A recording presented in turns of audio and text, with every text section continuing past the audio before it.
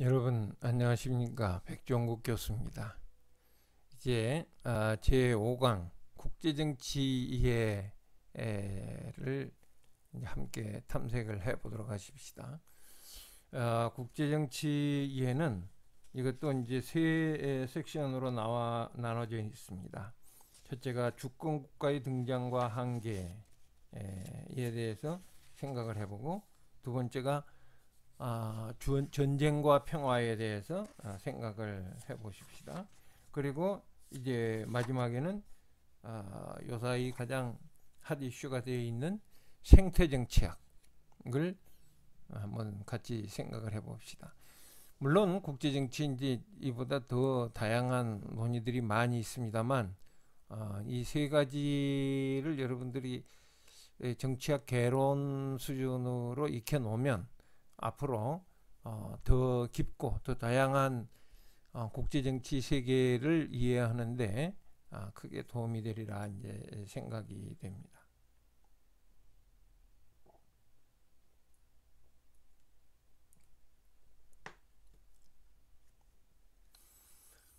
국제정치 이해에 있어서 어, 그 지금 우리 핵심은 주권 국가, sovereign state라고 이제 이게 sovereignty state를 합친 거죠. sovereign state 앞에서도 이제 국가와 주권에 대해서 뭐 이야기를 했어요. 그러니까 이분 다 아는 건 그냥 이제 짚고만 넘어갑시다. 그럼 국가라는 게 뭐냐? 일정한 공동체 영역에서 주권을 구현하는 조직. 그 핵심이 주권이에요. 그 여러분들 경우에는 뭐 국가의 3대 요소 해가지고 국민, 영토, 주권 뭐 이렇게 이야기를 하는데 그건 뭐 옳은 이야기예요. 그런 소위 벌가한 입장도 있을 수 있는데 그 제 경우는 주권을 강조를 합니다. 왜냐하면 어떤 국가는 영토가 아직 그 확립이 안 돼 있어도 그 국가로 인정해 주는 경우들이 있어요. 어떤 경우는 이 국민이 그 포괄적인데도 국가를 주장하는 경우가 있어요. 그러나 주권이 없으면서 자기가 국가라고 하는 경우는 없어요. 그러면 뭐가 핵심인지 알겠죠. 예. 국제적 무정부성, 그러니까 주권이 있는 국가들이기 때문에 국제사회는 무정부적이다, 아나키다 이렇게 보는 것이고, 이것이 지금 우리가 이해해야 되는 가장 핵심적인 거예요. 우리 한국 사람들은 지금까지 미국이 만들어 놓은 세계에서 의존하고 살았기 때문에 국제적 무정부성에 대한 이해가 사실은 좀 약해요. 그럼 그 틀 안에서 그냥 이분법적으로 살아놓으니까 이 국제적 무정부성이라는 말이 쉽게 들어오지를 않을 거예요. 근데 지금 이제 앞으로 그런 걸 좀 다뤄보게 되겠습니다. 주권은 어떻게 정의가 되느냐? 특정한 공동체를 통치하는 최고의 권력이니.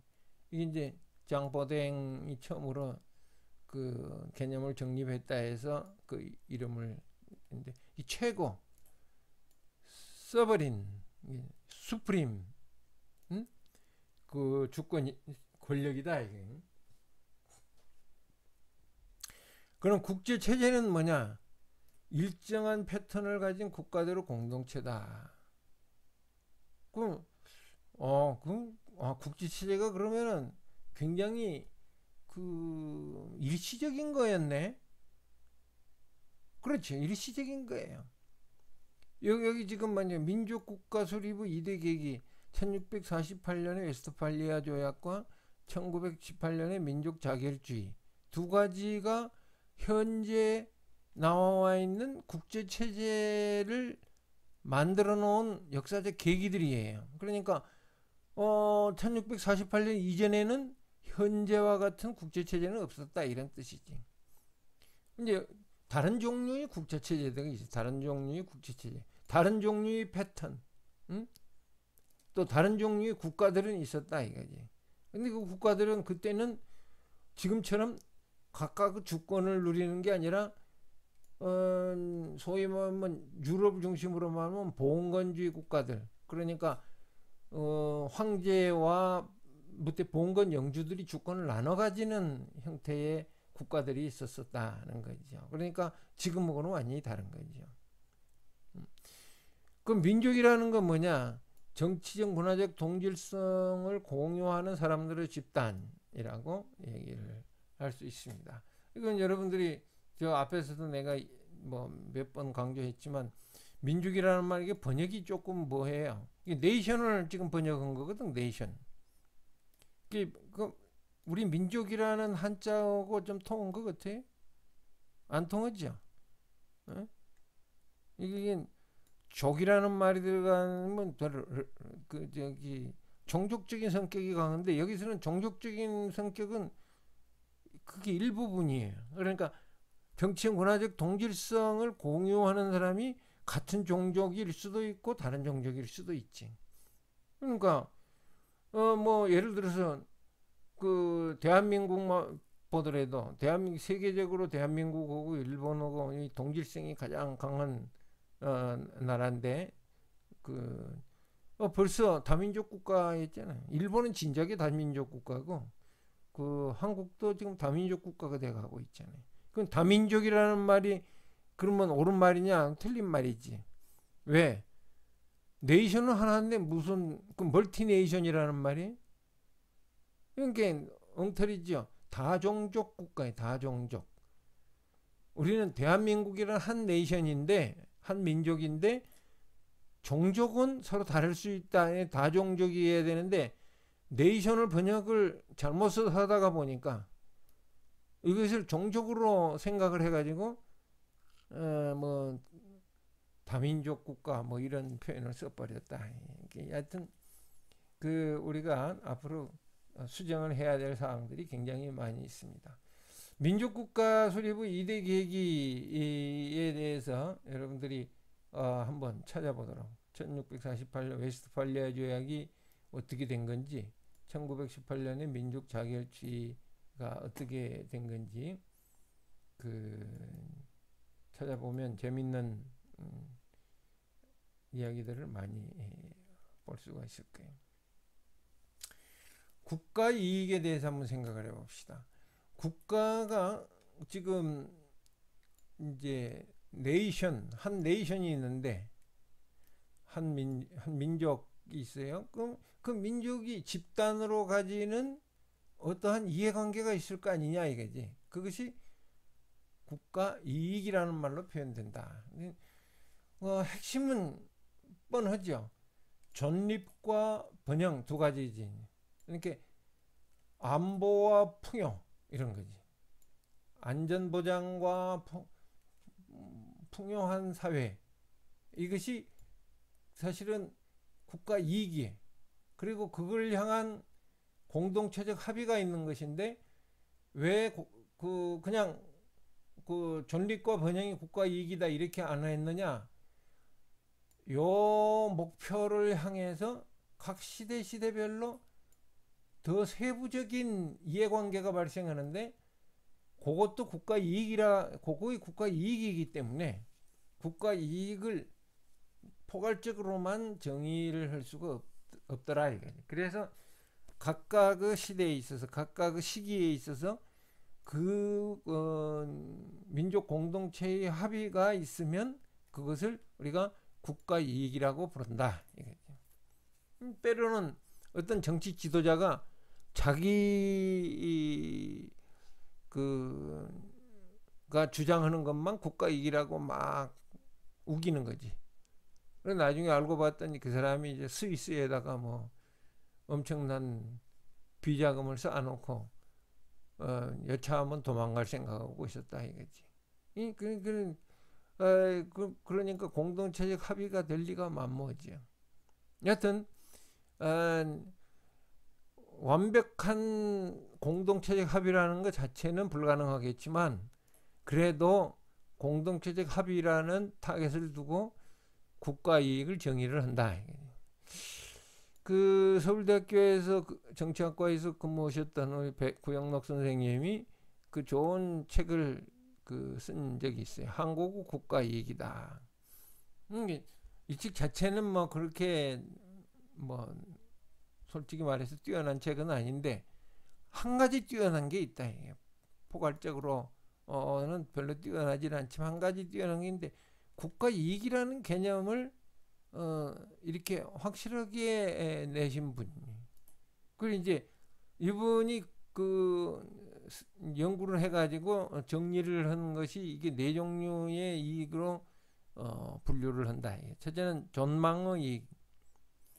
한자 존망이 되니까 후세대들은 좀 발음도 이상하고 그렇죠. 영어로는 survival. 그러니까 죽느냐 사느냐 하는 문제가 존망의 얘기다. 이렇게. 그 다음에 핵심적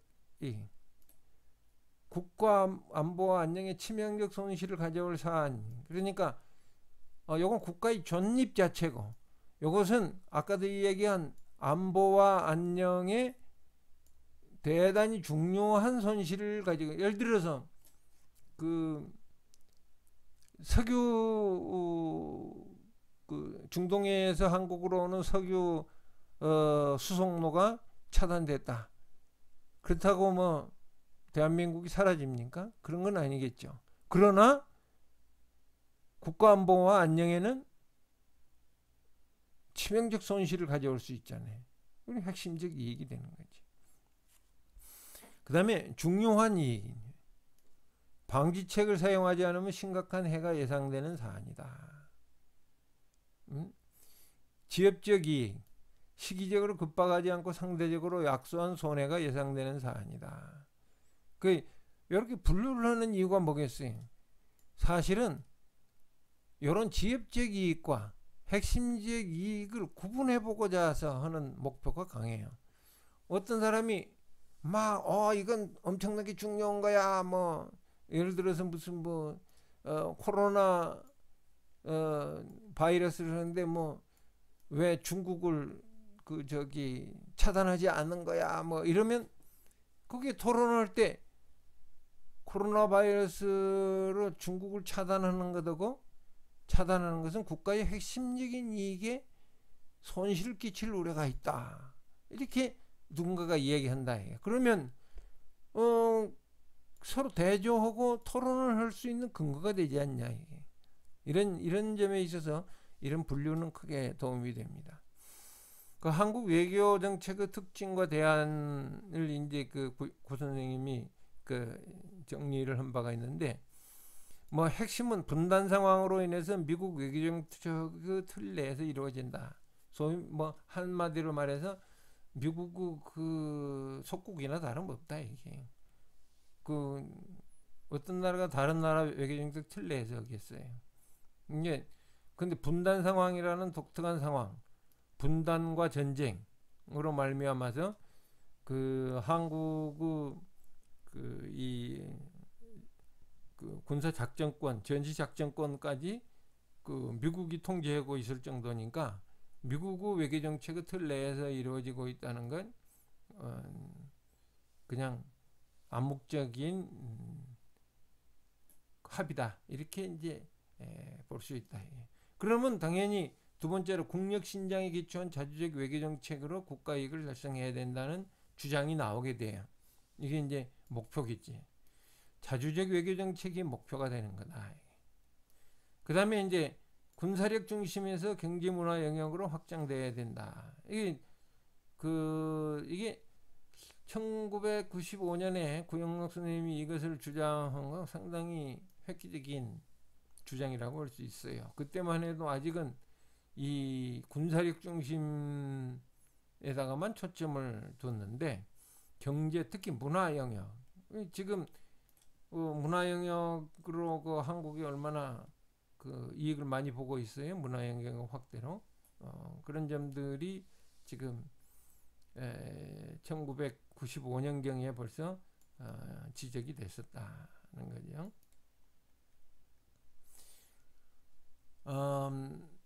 그 다음에 이제 국력이라는 개념이 대단히 중요한 개념으로 떠오르고 있습니다.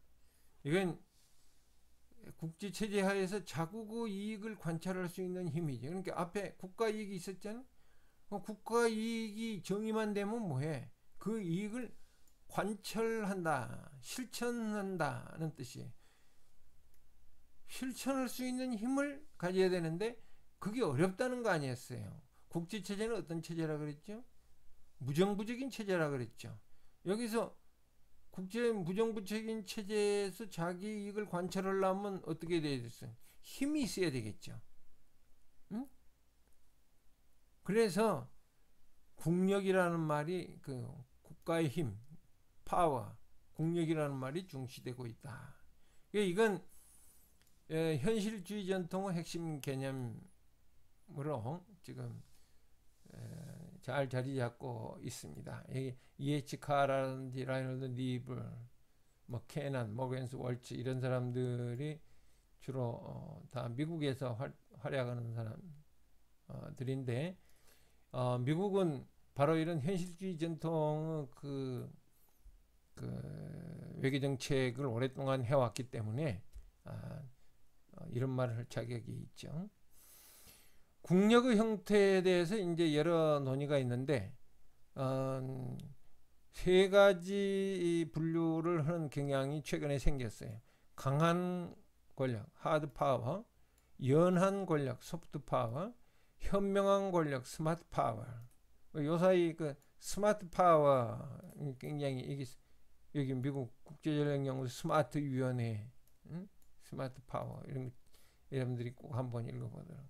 그러니까 강한 권력은 군사력과 경제력, 주로 군사와 경제를 통한 강제가 가능한 역량을 강한 권력이라고 부른다면 문화, 예술, 이데올로기 이런 것들은 설득을 통한 이제 그 자국의 이익 관철이다.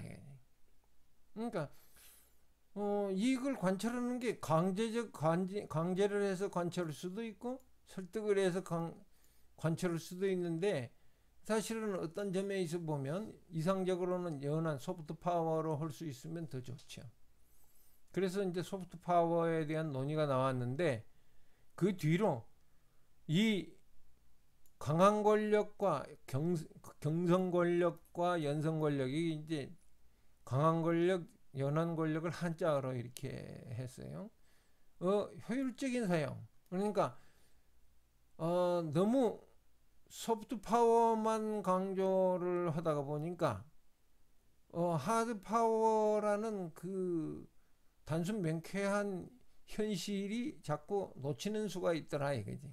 그래서 요 두 강제와 설득을 말하자면 효율적으로 믹스를 시키는 것이 스마트한 거 아니냐 이런 얘기. 뭐 사실 두고 보면 누구나 다 할 수 있는 소리죠. 여러분들도 아마 뭐 이 정도는 이야기를 하지 않겠어요? 섞어야 좋지 뭐 이런 거. 그러니까 더 좀 기대를 해보세요. 힘을 내세요.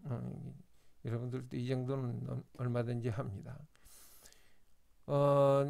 여기 이제 요 책에 나와 있는 걸 보면 동맹 파트너십 제도 이게 굉장히 중요한 거고 또 세계 차원의 개발 이것도 중요한 공공 외교, 경제 통합, 기술과 혁신 이런 것들이 이 스마트 파워의 중요한 분야다 이게 중요한 요소다. 이게 이제 여러분들이 여기 맞춰 보면 되지. 미국과의 동맹을 강화할 거냐 아니면 중립으로 갈 거냐 하는 것에 대해서 연구를 해보시도록 하고 또 뭐 공중보건 이건 특히 그 이번에 이제 코로나 바이러스를 생각을 해보면 뭐 두말할 것도 없죠. 그 다음에 공공외교 그 퍼블릭 디플로마시 국제 정세에 관한 지식과 학습에 대한 접근을 개선하는 건데 이게 이제 더 이 책을 읽으면서 참조를 해보시더라. 경제 통합, 뭐 기술 혁신 이게 너무도 여러분들이 잘 아는 것들이니까 지나가도록 합시다. 여기 재밌는 도표를 내가 하나 찾아봤는데 그 세계의 국력 순위, 이 강한 국력, 연한 국력, 하드 파워, 소프트 파워.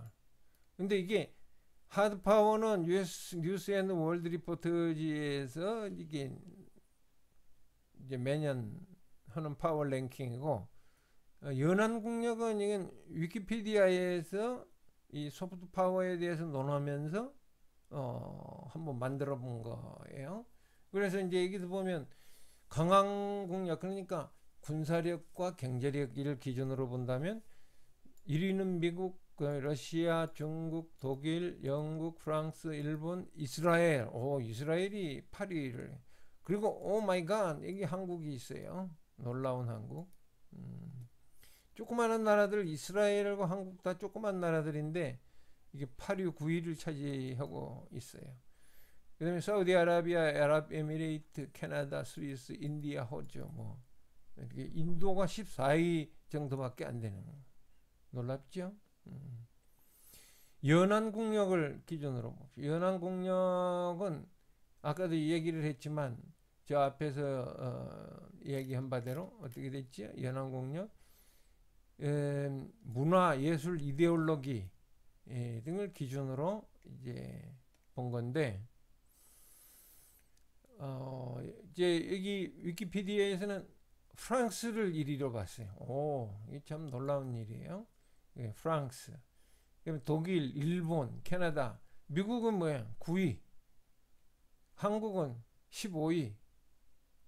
아마 이제 2019년 말고 2020년 가면은 이 순위가 한국이 좀 빡 이렇게 미국 근처나 올지 모르겠어요. 여러분도 알다시피 이 한류가 K-팝이라든지 무슨 뭐 이런 것들이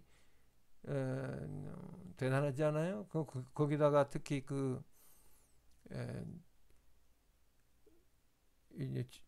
이번에 코로나 바이러스 때문에 진행되는 이제 그 K 의료, 한국 의료에 대한 것이 아주 굉장히 중요한 대단한 인기를 끌고 있어요. 그런 아마 연안국력 순위가 좀 올라가지 않을까 싶습니다. 그런데 이제 이 국제체제에 관한 토론 중에 재밌는 게 하나가 이거예요. 그 민족국가체제, 네이션 스테이트 시스템, 레짐이라고도 말하는 것은 현재도 지배를 하고 있는데 이 체제가 한계도 있다. 그러면 그것이 뭐냐 하는 것에 대한 토론이에요. 일단 국제체제 이중게임, 투레벨 게임이라고 부르는 것을 생각을 해보면 이게 이제 당연히 국내와 국제 이렇게 두 개로 나누겠죠. 국내와 국제. 그러니까 국제적인 무슨 상황은 국내적 상황하고도 연관이 있다. 국내적 상황하고도 연관이 있다. 지금 뭐 좀 적절한 비유인지는 잘 모르겠지만 이 코비드, 그러니까 코로나 바이러스에 관한 대응책을 보면은 국내의 리더십이 굉장히 큰 역할을 하는 것을 보고 있잖아요. 뭐 대표적으로 한국과 미국을 비교해 보면은 확연히 지금 차이가 납니다. 그건 이제 국제적 현상이라는 것이 무슨 이 국가가 하나의 단위체로서, 그러니까 이게 국제 체제가 있고 여기에 뭐 국가들이 이렇게 있고 여기 이렇게 있는데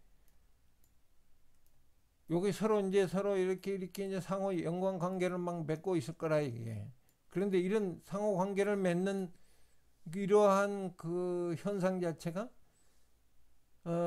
요것이 국가가 한 단위로 간주는 되지만 사실 한 단위가 아니고 이 안에 있는 또 작은 단위들의 그 인터워킹이 영향을 미친다. 이게. 응? 그런 거지. 그 리더십이면 리더십이 어느 리더십이 되냐에 따라서 그 국가의 정책도 확 바뀌고 있다.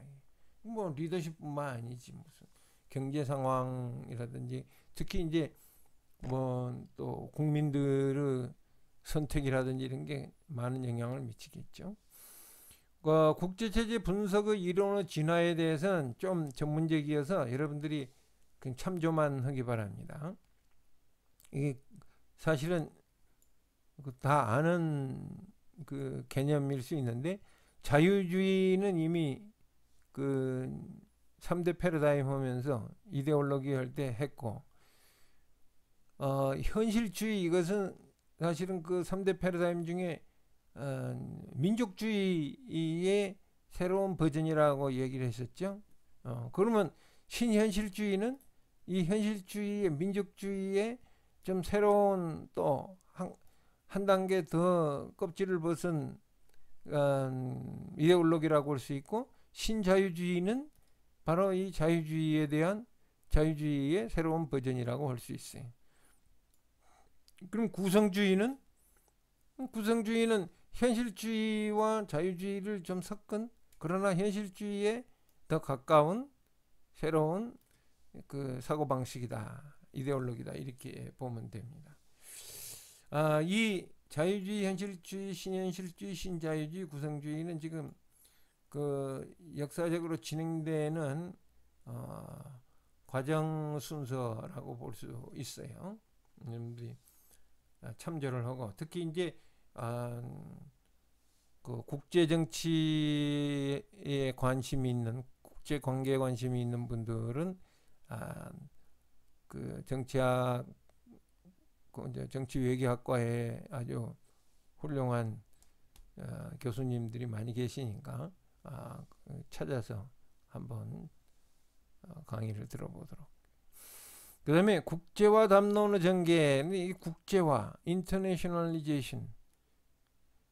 그러니까 한동안 특히 그 김영삼 정부에서 막 국제화 선풍이 분 적이 있어요. 그런데 여기에 나오는 두 가지 그 재밌는 토론이 하나가 민족국가 소멸론이다. 그리고 거기에 반대해서 민족국가 유지론이 나온다. 민족국가 소멸론은 뭐냐? 이렇게 자유주의에서 주장하는 것처럼 점점 국경이 약해진다. 국경이 약해지는 것을 가장 대표적인 현상이 멀티내셔널 코퍼레이션이다. 멀티내셔널 코퍼레이션. 이 멀티내셔널 코퍼레이션이 다국적 기업이 이렇게 기업이 국적이 여러 개. 그러니까 어느 특정 국가의 기업이라고 말하기가 힘들 정도로 다양해졌어요. 다원화됐어. 그러면은 어떻게 할 거냐 이거지. 근데 그 현상이 막 굉장히 그 보편적이 돼 갔어. 그러니까 국경이 점점 약해지고 무역도 자유무역이 강화되고 하는 상황이 발생하고 있었다. 그런 이야기죠.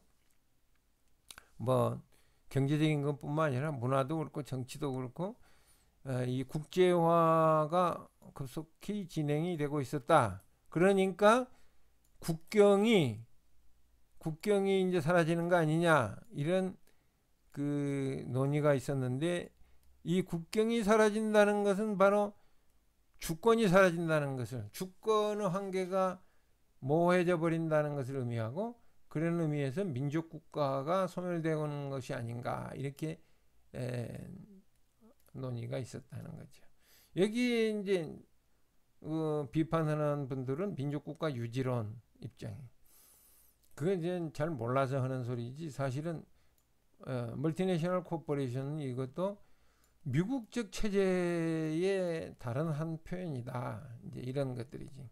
그리고 여긴 평화로울 때는 당연히 어, 국경을 누구나 다 들락날락 하지만 위기 때가 오면 이 위기를 극복하기 위해서 틀림없이 또 국가의 역할은 더 강화된다. 응? 예를 들어서 국제화에 가장 앞장섰던 미국의 정책을 보라 이거지. 미국의 특히 트럼프 정책을 보면은 다시 그 현실주의, 그 다른 말로 말하면 민족주의로 넘어가 버렸어요. 그건 지금 그건 알리법석이잖아요. 그런 걸 보면 사실은 이 민족국가 소멸론은 너무 성급한 그러한 주장이다라고 볼 수가 있습니다. 또 그러나 국제화를 해가지고 민족국가가 소멸한다는 표현보다는 국제적 협치가 강화된다 이렇게 표현하는 편이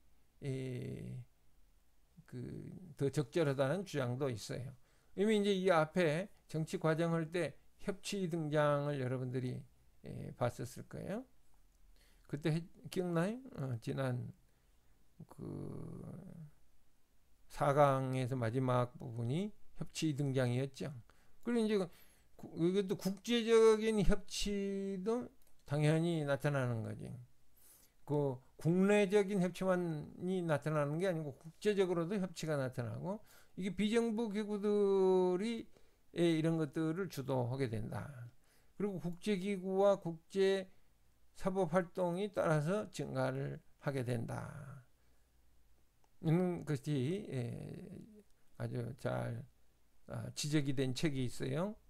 이 경상대학교 정치외교학과에 계셨던 명예교수로 지금 계시는 박재현 교수님 국제관계와 NGO라는 책이 그 대표적인 저술입니다. 이제 작년에 은퇴를 하셨지만 계속 아마 강의는 하실 것 같으니까 여러분들이 잘 챙겨가지고 이 저명 교수님의 강의를 놓치지 말도록. 네, 앞에 얘기했죠. 사람으로서 가장 행복은 좋은 부모를 먼저 만나는 거예요. 그리고 학생으로서 가장 큰 행복은 좋은 선생을 만나는 거지. 그런데 좋은 부모 만나는 것은 자기가 선택할 수가 없어요. 그건 신의 뜻이. 그런데 좋은 선생을 만나는 건 자기가 해볼 수가 있어. 누구 핑계 댈 필요가 없다고. 뭐 우리 부모가 뭐 그 선생한테 가지 말으라 그랬어. 이게 뭐 말이 안 되죠. 좋은 선생을 고르는 것, 좋은 선생을 찾는 건 우리가 다 해볼 수 있는 것들이에요. 그러니까 좋은 부모를 만나지 못했다고 너무 섭섭해할 일이 아니고 좋은 선생을 찾으려고 노력을 하세요. 그게 여러분들의 만수모강에 큰 도움이 됩니다.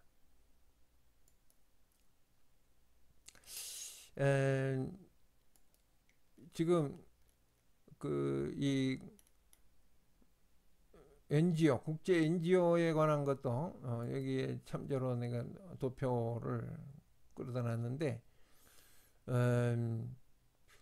그러니까 1995년 정도까지만 하더라도 국제 NGO가 말은 국제화 이런 표현을 쓰더라도 별로 뚜렷하지가 않았어요. 그런데 순식간에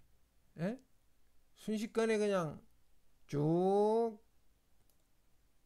4배 이상 증가를 했고 일반적인 그 스테이터스도 증가를 하고 있다. 응? 하여튼 이 놀라운 일이죠. 참조를 하시더라. 그 여러분들 중에서도 국제 NGO를 통해서 여러분들의 꿈을 한번 펼쳐볼 수 있는 기회를 가질 수 있을 거예요. 마지막으로 이 주권 국가와 관계된 문제에서 그 여러분들에게 좋은 그 보너스를 하나 드린다면, 이 공동체의 통치에 대한 세 가지 대응을 알버트 허시만 교수가 얘기를 한 적이 있어요. 그러니까 이 공동체의 통치라 그러면 가장 공동체의 그 대표적인 게 뭐예요? 주권 국가 아니에요. 그 주권 국가의 통치에 대해서 세 가지 대응이 있다 이게.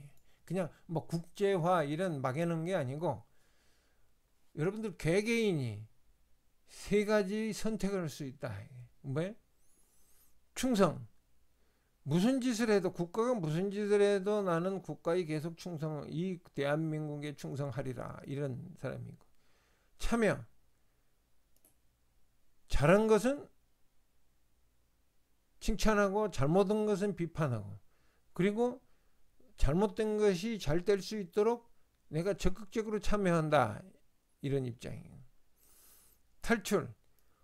도저히 이 개선의 정이 없어. 개선할 가능성이 없어. 그러면 그냥 이민을 가는 거예요. 응? 이거예요.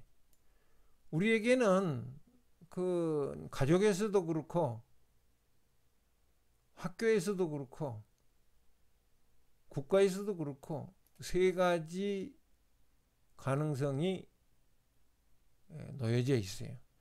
이게 어떤 걸 선택하느냐 하는 것이 여러분들의 운명을 좌우하게 된다. 무조건적으로 충성만 하겠다면 그렇게 하고 싶으면 해도 좋아요. 그런데 그 군사 독재와 같은 잘못된 그 체제의 사고 방식에 자기 개인적 이익을 얼거매 가지고 충성을 하겠다. 그걸 그런데 무슨 국가에 대한 충성으로 포장을 하겠다. 그런 짓은 하면 안 돼. 여하튼 난 여러분들에게 강조하고 싶은 건 어떤 공동체든지 참여를 증대시키라고 이야기를 하고 싶어요. 무조건 충성하거나 좀 마음에 안 든다고 탈출하거나, 이게 탈출도 할 만한 사람이 하지 아무나 못해요. 그리고 해봤자 이 세상에 어디를 가서 뭐 얼마나 좋은 국가가 있겠어요? 응? 한국이 싫어서 미국으로 이민 가봐요. 지금 미국에서 하는 거 보면 학을 뗄 일이지. 그러니까 탈출을 무조건 충성한다, 이건 있을 수 없는 멍청한 짓이고, 그 조금만 뭐 한다고 해서 탈출하겠다, 이것도 현명하지 못한 일이다. 그러면 결국 가장 좋은 방법은 참여. 적극적인 참여를 통해서 보다 더 나은 공동체를 이루어가는 노력을 할 수가 있다. 누가? 바로 우리가 할 수 있다는 거예요. 이 정치학 개론을 여러분들이 배우는 이유이기도 합니다.